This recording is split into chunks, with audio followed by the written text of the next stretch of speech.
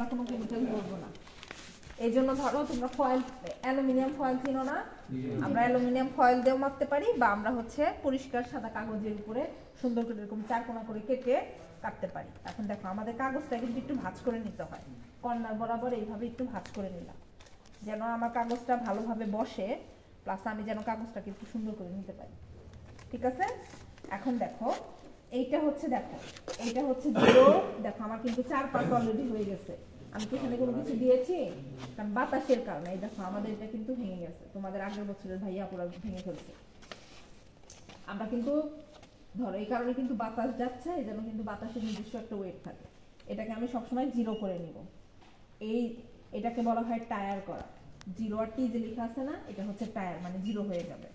এখন দেখো আমি এটা খুললাম, কাগজটা দিলাম, কাগজের কিন্তু একটা নির্দিষ্ট ওয়েট থাকে, এটাকে আমি আবার 0 করে নিব। আরেকটা বিষয় দেখো, এখানে কিন্তু মিলিগ্রাম, এমজি, এটাকে তুমি কনভার্ট করে গ্রামেও নিতে পারো। কনভার্ট আমি কোথায় করব? কনভার্সন, গ্রাম, আমি আবার মিলিগ্রামে নিয়ে গেলাম। ঠিক আছে? এটাকে আমি 0 করলাম। ধরো আমি হচ্ছে 100, তোমাদের আমি কত এমএল করতে দিয়েছিলাম? 35 এমএল। 35 এমএল এর জন্য কত হবে? 2.315 মিলিগ্রামে বলো। 315 মিলিগ্রাম। 315। দেখো আমি কিন্তু এখন 315 এমএল নিব। শোনো, এটা একটু উপরে এটা ভেঙে গেছে, তো বাতাসের জন্য একটু সমস্যা হয়, তোমাদের একটু টাইম লাগবে অ্যাকুরেট মেজার করতে। ঠিক আছে?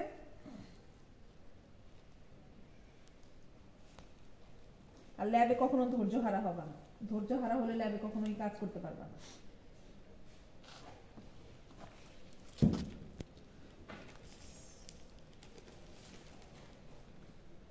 দেখো 330 হয়ে গেছে।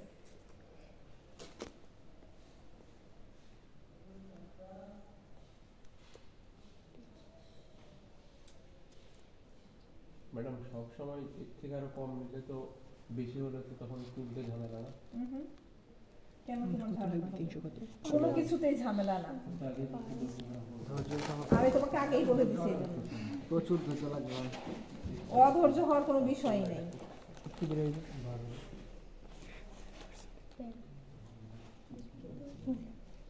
বড় হয়ে গেছে। ঠিক আছে? আসো।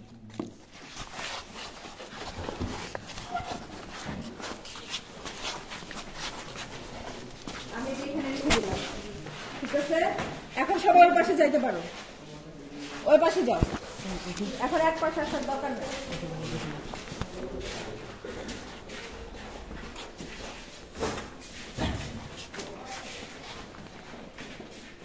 ওকে? এখন দেখো ওয়াটার আমরা সব সময় মাপবো মেজারিং সিলিন্ডার আর পিপেট দিয়ে। ঠিক আছে?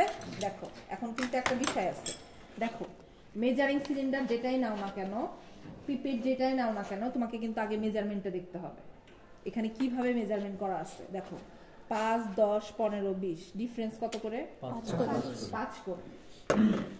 এখানেও দেখো 5, 10, 15, 20, ডিফারেন্স কত করে?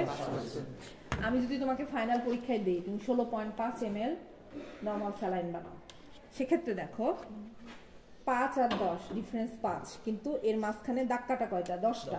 তাহলে প্রত্যেকটা ঘরের মান কত? 1.1 গাধাগুলা। 5 দিয়ে 10 ভাগ দাও। 5 দিয়ে 10 ভাগ করলে 5 ভাগ 10 কত হয়? ক্যালকুলেটর বের করো। 5 ভাগ 10 5 ভাগ 10 আরে 10 গুণ 0.5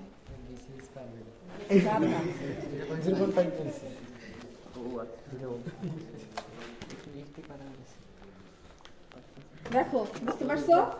দেখো এখন দেখো এত হিসাব বাদ, দেখো 5, তাহলে আবার 6 কোনটা হবে? 2 ঘর হবে 6, তারপরে হবে 7, তারপরে আর হবে 8, তারপরে 9, তারপরে 10।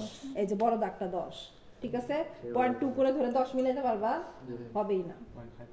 0.5 করে। ঠিক আছে? এখন আমি যদি 16.5 দিই, এখান থেকে করতে পারবা না ওইভাবে হিসাব করে। এখন দেখো এটা হচ্ছে 5 আর 10, পার্থক্য কয়টা? কত? 5। এখানে দাগ আছে কয়টা? 5টা। প্রত্যেক ঘরের মান কত? 1। ঠিক আছে, তোমাদের যদি আমি কোনো পয়েন্টের না দিই তাহলে এখান থেকে করতে পারো, পয়েন্ট দিলে তো তখন এখান থেকে করতে পারো। এখন দেখো পিপেইড, দেখো পিপেইডের কিন্তু সবসময় নিচ থেকে গুণে যেতে হয়, উপর থেকে কখনো গুণবা না। লিকুইড ওঠে নিচ থেকে। 1 2 3 4 5 6 7 8 9 10 10 ml পিপেইড। এটা হচ্ছে 1। দেখো ডিফারেন্স কত করে?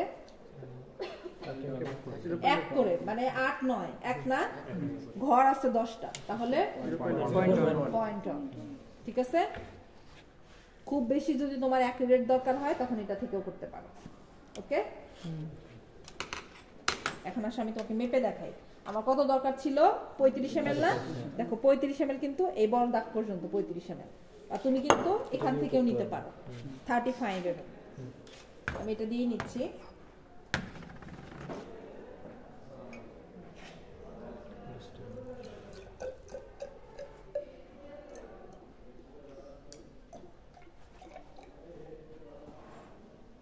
দেখো তো হয়েছে কিনা? হয় নাই, আমি জানি, আমি জানি হয় না।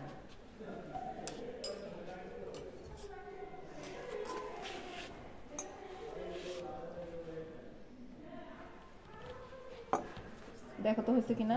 লোয়ার মিনিসকাস না আরেকটু যাবে, আরেকটু যাবে, আরো উঠবে লোয়ার মিনিস, এখনো তো আপার মিনিসকাস।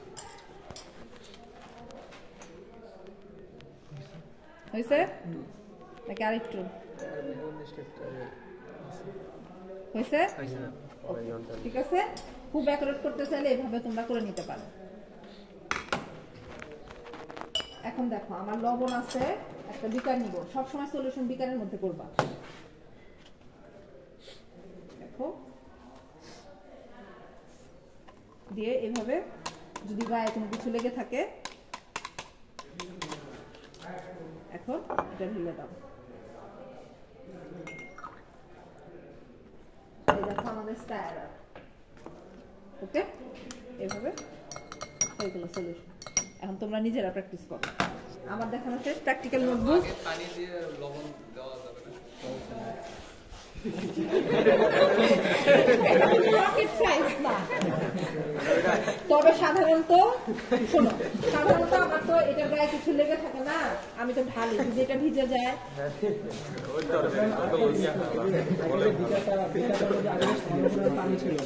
শোনো, এখন তো আমরা তোমাদের দেখাই দিচ্ছি, যখন তুমি একদম হাতে কলমে প্র্যাকটিস করতে যাবা তখন তো তোমার বিকারটা শুকনাই থাকবে। এখন তো জাস্ট তোমাদের ক্লাস, কারণ তোমাদের 8টার ক্লাসে দেখাইছে এই বিকার গুলাতে, ওরা প্র্যাকটিস করছে, ওরাই ধুয়ে রেখে গেছে। বুঝতে পারছো?